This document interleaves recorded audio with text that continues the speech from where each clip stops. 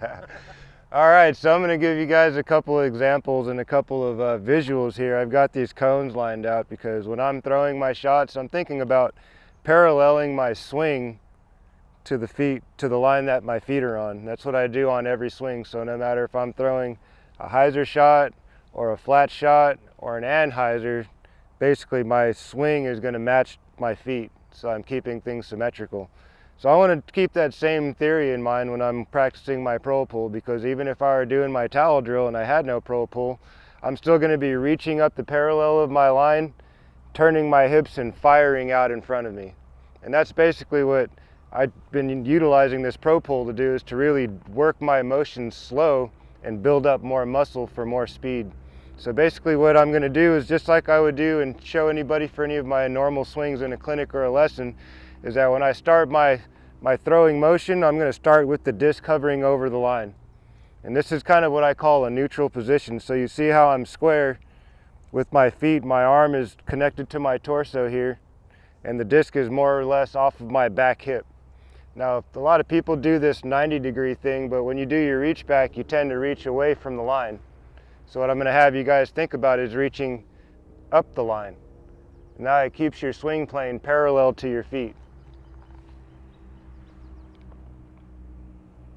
So when I do my reach back, I'm very casual and very relaxed. It's kind of like I'm just turning my hips to shake somebody's hand instead of kind of throwing my weight this way, if you will.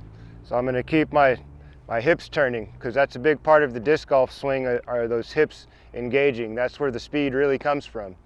So when I'm doing my ProPull exercise, I'm going to reach up the back end of the line just like I would my normal swing. But one thing I don't want to do is start my swing with my upper body and just make this an upper body workout.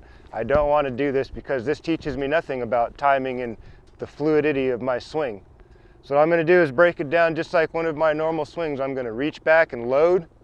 I'm going to get those hips to turn, and I'm going to do that exercise slow, like I'm firing the disc, and really feel that extension from the forearm to the wrist, because these two joints are independent. Super, super important. This is a big part of doing it right. Okay, is you want to do it slow motion so you can really feel the action of your swing while building this strength and speed at the same time. It may seem kind of silly to think, well, you're going slow to build speed, but that's a part of the process, is that this action can get sped up, and the more repetitions you do, the more strength you build, which increases your speed.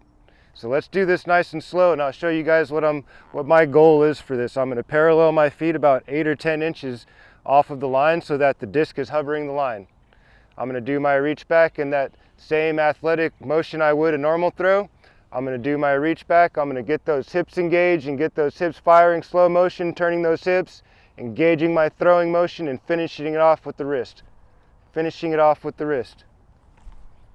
I'm freezing that action there, and then I can follow through with my body.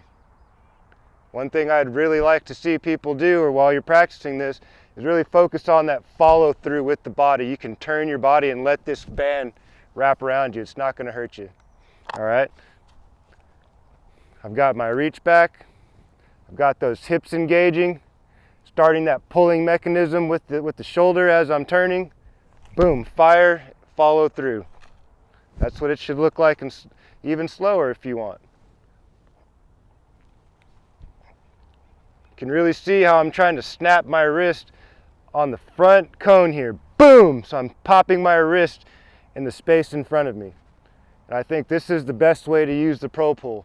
I think if you just stand here and do this, you're going to get all this play in the band, and it's not going to feel like a normal swing at all. It's just going to feel like you're waving your arm, and this tension's going to catch up somewhere.